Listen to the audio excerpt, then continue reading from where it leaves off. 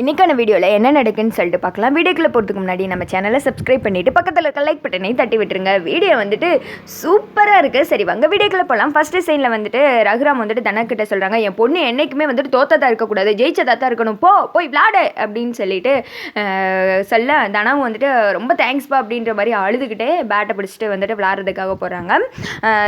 இந்த பக்கம் வந்துட்டு கோவை, அந்த பக்கம் வந்துட்டு திருச்சியிலேருந்து ஒரு பொண்ணு விளாட்றாங்க.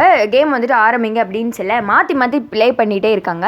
அதில் 2 பேருமே வந்துட்டு ஒவ்வொரு பாயிண்ட்டு மாற்றி மாற்றி எடுத்துகிட்டு இருக்காங்க. தனா வந்துட்டு பாயிண்ட் எடுக்கும் போதெல்லாம் வந்துட்டு அவங்க அப்பாவுக்கு அவ்வளோ சந்தோஷம். ரகுராம் வந்துட்டு அப்படியே சிரிச்சுக்கிட்டே நின்று பார்க்க, ஆனால் பார்வதி தானே இது எல்லா பிரச்சனையும் காரணம். அவங்க வந்துட்டு முறைச்சிட்டே நின்று பார்த்துட்டு இருக்காங்க. நமக்கு ஒன்றுனா இப்படி செய்வாரா, பொண்ணுக்கு ஒன்று தானே இப்படி வந்துட்டு அவரோட கலாச்சார கட்டுப்பாடெல்லாம் மாற்றிக்கிட்டாரு அப்படின்ற மாதிரி முறைச்சிட்டே நின்று பார்த்துட்டு இருக்க.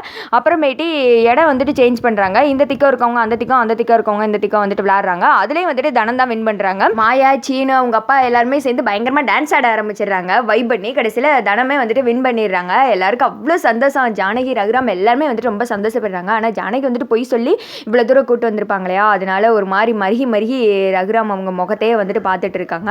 அடுத்த சீனில் மக வின் பண்ணதை நினச்சி அவர் வந்துட்டு ரொம்ப சந்தோஷப்படுறாரு. எனக்கு ரொம்ப சந்தோஷமா அப்படின்னு சொல்லிட்டு இருக்க. ப்ரைஸ் கொடுக்கறதுக்காக எல்லாருமே உட்கார வச்சிருக்காங்க. தேர்ட் ப்ரைஸ்லேருந்து ஆரம்பிக்கிறாங்க. தேர்ட் ப்ரைஸ் வந்து அந்த ஈரோடு பொண்ணு, அடுத்து திருச்சி, அடுத்து வந்துட்டு தனம் வாங்க போகிறாள்ல.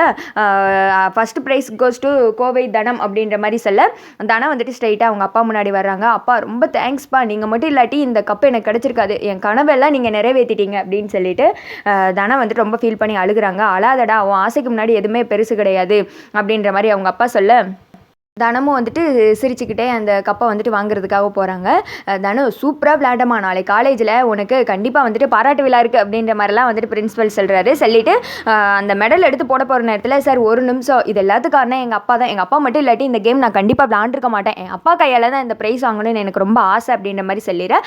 ரகுராம் வந்துட்டு அமைதியாகவே உட்காந்துட்டு இருக்காங்க. சார் வாங்க, உங்கள் பொண்ணு உங்கள் கையால் தான் ப்ரைஸ் வாங்க ஆசைப்பட்றாங்க, வாங்க சார், இது உங்கள் பொண்ணோட ஆசை சார் அப்படின்னு சொல்ல ரகுராம் வந்துட்டு எதுவுமே சொல்லாமல் தலையை கீழே குனிஞ்ச மணிக்கே உட்காந்துட்டு இருக்காங்க. வேமா பார்வதி வந்துட்டு நக்கலாக சிரிக்கிறாங்க. அதானே பார்த்தேன், அவ்வளோ சீக்கிரம் வந்துட்டு விளையாட விட்டாலும் இதை நீங்கள் ஏற்றுப்பீங்களா அப்படின்ற மாதிரி சிரிச்சிட்டு இருக்க. டக்குன்னு வந்துட்டு ரகுராம் எந்திரிச்சிடுறாங்க. மாயா, சீனு, ஜானகிக்கெலாம் அவ்வளோ சந்தோஷம். எல்லோரும் பயங்கரமாக கிளாப் பண்ணுறாங்க. அதெல்லாம் நம்ம பொண்ணுக்காண்டி தானே இத்தனை ஒரு பாராட்டு கிடைக்குது அப்படின்னு சொல்லிட்டு ரகுராம் வந்துட்டு ரொம்ப சந்தோஷப்படுறாங்க. அங்கே போனதுமே மெடல் எடுத்து தனம் கழுத்தில் போட தனம் வந்துட்டு வேமா அவங்க அப்பா காலில் விழுந்து ஆசீர்வாதம் வாங்குறாங்க. ரொம்ப தேங்க்ஸ்ப்பா அப்படின்னு சொல்ல ப்ரைஸ்லாம் எடுத்து கொடுத்துட்டு அவங்க பொண்ணை வந்துட்டு இப்படியே தட்டி கொடுக்குறாங்க. சூப்பராக விளாண்டம்மா, கலக்கிட்டு அப்படின்ற மாதிரி சொல்ல அடுத்த சீனில் எல்லாரும் ஒன்றா நின்று பேசிகிட்டு இருக்காங்க.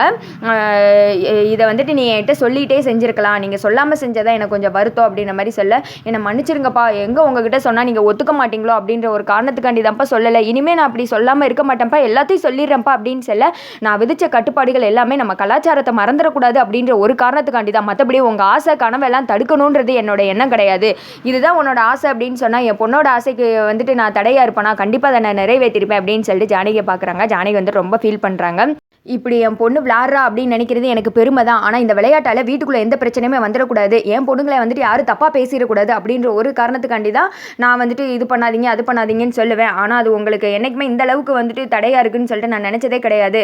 என்னமோ கடைசியில் இது தெரிஞ்சிருச்சு, அதனால தான் இந்த ஒரு பாக்கி எனக்கு கிடச்சிருக்கு. என் பொண்ணு விளாட்றத நான் ரசித்து பார்த்தேன், அது மட்டும் கிடையாது, நீ என்றைக்குமே வந்துட்டு ஜெயிக்கணும் அப்படின்ற மாதிரி வந்துட்டு ரகுராம் சொல்கிறாங்க.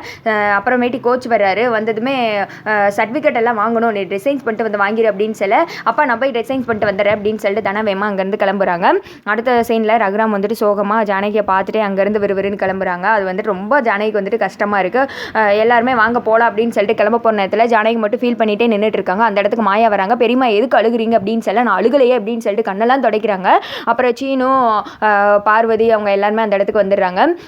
எதுக்கு அழுகுறீங்க சொல்லுங்கள், நீங்கள் அழுகுறத நான் பார்த்தேன் அப்படின்றாங்க. இல்லை இவ்வளோ ஸ்மூத்தாக எல்லாம் முடியும் நினச்சி பார்க்கல, இப்படிலாம் தெரிஞ்சால் அவர்கிட்ட உண்மையை சொல்லியிருக்கலாம், அவர் ரொம்ப கஷ்டப்படுவார்ல அப்படின்னு சொல்ல, அதெல்லாம் இல்லை பெரியப்பா வந்துட்டு வெளியில தான் பார்க்க கரடு முரடு, ஆனால் உள்ள பார்த்தீங்களா ரொம்ப சாஃப்ட், அப்படியே ஜாக் ஃப்ரூட் மாதிரி, இனிமேல் நம்ம பெரியப்பாக்கு பயந்து எதுவுமே பண்ணாமல் இருக்க தேவையில்ல, அவர்கிட்ட சொன்னாலே அவர் ஒரு நல்ல சொல்யூஷன் சொல்லுவார், இனிமேல் வந்துட்டு பெரியப்பாட்ட சொல்லாமல் நம்ம எதுவுமே பண்ணவே கூடாது அப்படி இப்படின்னு பேச, இந்த திக்கம் வந்துட்டு ரகுராமோட தம்பி இருக்கார்ல அவர் சொல்கிறாரு, பார்வதி நீலாம் முன்னாடி இப்படி கிடையாது, இப்போ தான் மாறிட்ட, என்னமோ சரி நீ வந்துட்டு கெட்டது கூட்டு வந்து அது கடைசியில் நல்லதாகவே முடிஞ்சிருச்சு, பார்த்தேல தனா விளாட்றதை பார்க்கும்போது பெருமையாக இருக்குது, நம்ம வீட்டு பொண்ணு ப்ரைஸ் வாங்குறாளே அப்படின்னு நினைக்கும் போது அவ்வளோ பெருமையாக இருக்குது, எல்லாம் ஒன்னால தான்ப்பா அப்படின்னு சொல்ல அப்படின்னு சொல்லிட்டு பார்வதி முகத்தை திருப்பிக்கிறாங்க. அடுத்த சீனில் நைட்டில் சீனும் மாயாவும் நின்று அவங்களோட காதல் விஷயத்தை ரகுராம்கிட்ட சொல்கிறதா வந்துட்டு பிளான் பண்ணிக்கிட்டு இருக்காங்க. அதோட பார்த்தீங்கன்னா இந்த வீடியோ வந்துட்டு முடிஞ்சிருது.